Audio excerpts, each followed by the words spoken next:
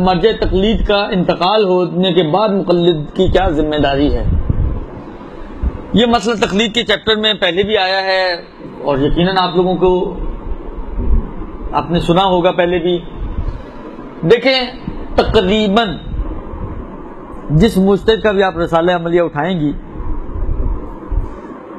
تو اس میں ایک مسئلہ دیا ہوا ہوتا ہے کہ آیا مردہ مجتہد کی تقلید پر باقی رہنا کیا حکم ہے اس کا. مثلا فرض کریں آپ آغا خوئی کی توضیح مسائل ہے، اس میں بھی دیا ہوا ہے.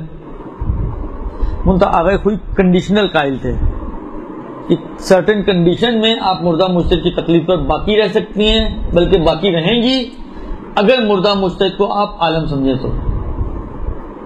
عالم سمجھنے کے علاوہ بھی کچھ کنڈیشن اور تھیں. یہ آغا خوئی. امام خمینی کی طرف اگر آپ رجوع کریں تو ان کی توضیح میں بھی یہ مسئلہ دیا ہوا ہوگا کہ بقا بر میت کو وہ کیا سمجھتے ہیں. آغا خامنائی کی توضیح تو نہیں ہے، ان کے استفتاحات کو اگر آپ دیکھیں تو وہاں پہ بھی یہ مسئلہ موجود ہے کہ وہ بقا بر میت کو کیا سمجھتے ہیں. آغا سیستانی کی توضیح اٹھائیں تو اس میں بھی یہ مسئلہ دیا ہوا ہے. شیخ بشیر صاحب کی توضیح اٹھائیں تو اس میں بھی یہ مسئلہ دیا ہوا ہے. آغا وحید کی توضیح اٹھائیں تو اس میں بھی یہ مسئلہ دیا ہوا ہے. تو سب سے پہلے تو اس بات کو ذہن میں بٹھا لیں کہ جس مجتہد کی بھی توضیح میں یہ مسئلہ دیا ہوا ہے یہ ان کے اپنے مرنے کی صورت میں اپلیکیبل نہیں ہے. درست؟ بس آپ آغا خوئی کی توضیح میں یہ مسئلہ دیا ہوا ہے، لیکن جب آغا خوئی کا انتقال ہوگا تو آغا خوئی کے انتقال کے بعد میں آغا خوئی کے اسی مسئلے کو نہیں دیکھوں گا اور آغا خوئی دیکھوں کہ جی آغا خوئی تو واجب سمجھتے ہیں بعض کنڈیشنز کے ساتھ، تو چلیں جی وہ کنڈیشن اگر میرے میں تو میں آغا خوئی کی ہی تقلید شروع کر دوں. ایسا نہیں ہوگا. میں امام خمینی کی تقلید کرتا تھا، امام خمینی کا انتقال ہوا تو امام خمینی کا مسئلہ جا کے دیکھوں کہ جی ان کی توضیح میں کیا لکھا ہوا ہے مردہ مجتہد پہ باقی رہنے کے بارے میں. یہ نہیں ہوگا. میں آغا ایکس یا آغا وائی کی تقلید کرتا ہوں، اب آغا ایکس یا آغا وائی کا انتقال ہو جائے تو میں انہی کی توضیح کو جا کے دیکھوں، ایسا نہیں ہوگا. پھر کیا کریں گے بھائی؟ ہم جن کی ہم تقلید کرتے تھے اگر انہی کا ہی مسئلہ نہیں دیکھنا تو پھر کہاں جائیں گے؟ ہم کہاں جائیں گے؟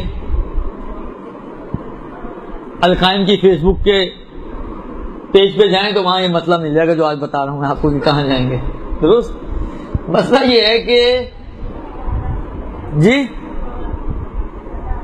ہاں زندوں میں سے جو عالم ہے سب سے پہلا ذمہ داری ایک مجتہد کے انتقال کے بعد آپ کی یہ بنتی ہے کہ زندوں میں جو سب سے اس وقت نمبر 1 ہے اس کی آپ تقلید کریں.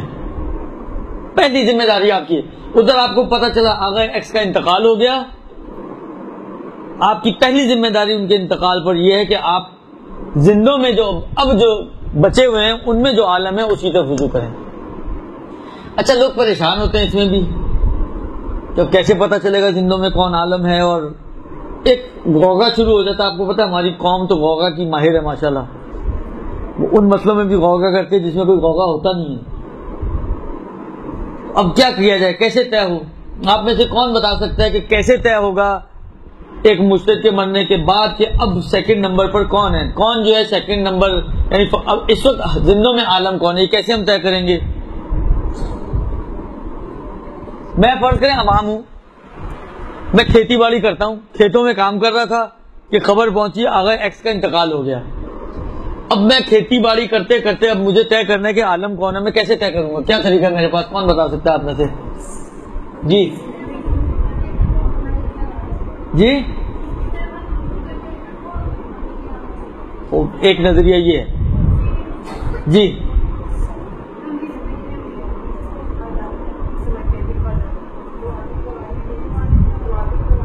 اب میں کھیتوں میں 2 آدمیوں کو کہاں ڈھونڈنے جاؤں؟ کھیتوں میں کھاد تو ڈھونڈ سکتا ہوں میں، 2 آدر کہاں سے ڈھونڈوں؟ مجھے تو شاید پورے شہر میں ہی نہ ملے. جی تو سب سے آسان طریقہ یہی ہے جو ان دونوں نے بیان کیا کہ بابا آپ آغا ایکس کی زندگی میں احتیاط واجب میں کس کی طرف رجوع کرتے تھے؟ وہی فالعالم ہوتا ہے نا، سیکنڈ نمبر کی طرف رجوع کرتے ہیں. جب فرسٹ اور سیکنڈ، جب فرسٹ آگے سے ہٹ گیا تو سیکنڈ آٹومیٹکلی فرسٹ ہو جائے گا. اصل پریشانی کی ضرورت نہیں ہے، کسی ٹینشن کی ضرورت نہیں ہے. جیسے ہی فرسٹ آگے سے ہٹے گا لائن میں سے، مثلا فرض کریں آپ لائن میں کھڑی ہوئی کسی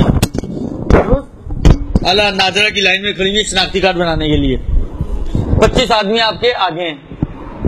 جب آپ کے آگے 25 آدمی تو آپ کا نمبر کیا ہوگا؟ 26واں نمبر ہوگا نا. جب آگے سے ایک آگے بڑھ جائے گا، ہٹ جائے گا، تو اب آپ کا نمبر کیا بچے گا؟ یہ چلاتے جائیں، آگے سے ایک ایک ہٹاتے جائیں، آگے جا کے 3. آپ کون سے نمبر پر ہیں؟ 4 نمبر پہ. وہ ایک اور نکال دے تو اب آپ کا نمبر کیا ہے؟ ایک اور نکالیں تو کیا نمبر ہوگا؟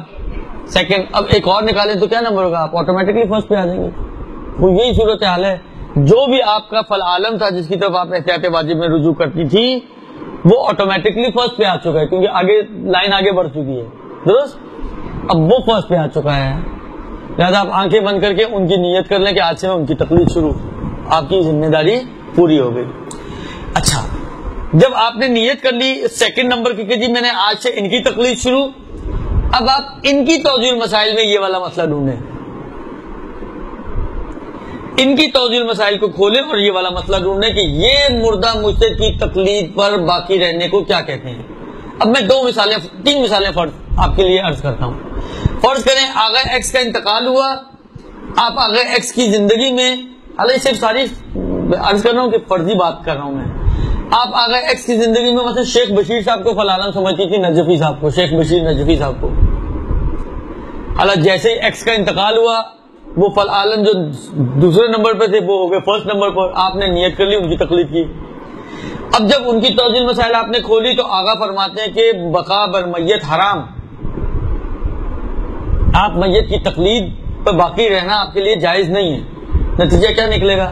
نتیجہ یہ نکلے گا کہ پچھلے دروازے آپ کے بند، اب آپ صرف زندہ ہی کی تقلید کر سکتی ہیں، کسی اور کی تقلید نہیں کر سکتی.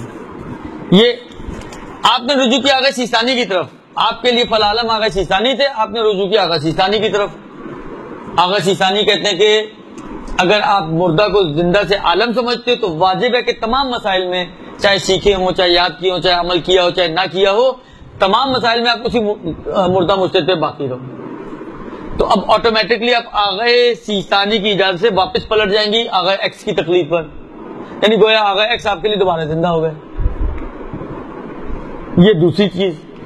تیسرا نظریہ، آپ کے لیے فل عالم آغا خامنائی تھے. آپ نے جب آغا خامنائی کی توضیح المسائل یا وہ سوال جواب کھولے تو اس میں آغا کہتے ہیں کہ عالم ہونے کے باوجود آپ کو اختیار ہے کہ آپ چاہیں تو مردہ کی تقلید کر لیں، چاہے زندہ کی تقلید کر لیں. اب آپ نے اس اختیار کے مطابق عمل کر لیا، چاہے زندہ کو چوز کر لیا، چاہے مردہ کو چوز کر لیا، جو بھی آپ کا دل چاہے آپ نے چوز کر لیا اور اس کے حساب سے عمل کرنا شروع کر دیا. تو یہ جو مسئلہ ہے یہ مرنے والے مجتہد کا نہیں دیکھا جائے گا، بلکہ مرنے والے مجتہد کے بعد جس کی طرف آپ رجوع کریں گی، زندہ مجتہد کی طرف، زندہ عالم کی طرف، اس کا یہ مسئلہ دیکھا جائے گا کہ وہ اس مسئلے میں کیا کہتا ہے. جو اگر کہے گا حرام تو پیچھے کا چیپٹر کلوز، اگر کہے گا واجب تو آپ پلٹ گئے پیچھے، یعنی گویا پچھلا واپس زندہ ہو گیا. اگر کہے گا جائز تو پھر اختیار ہے آپ کو، آپ چاہے ان کی بات ماننے چاہے ان کی بات ماننے. یہ آپ کی اصل مسئلہ یہ بنتا ہے اور اس طریقے سے آپ کو اپنی ذمہ داری کو ادا کرنا ہوگا. برحمتك يا أرحم الراحمين وصلى الله على محمد وآله الطاهرين.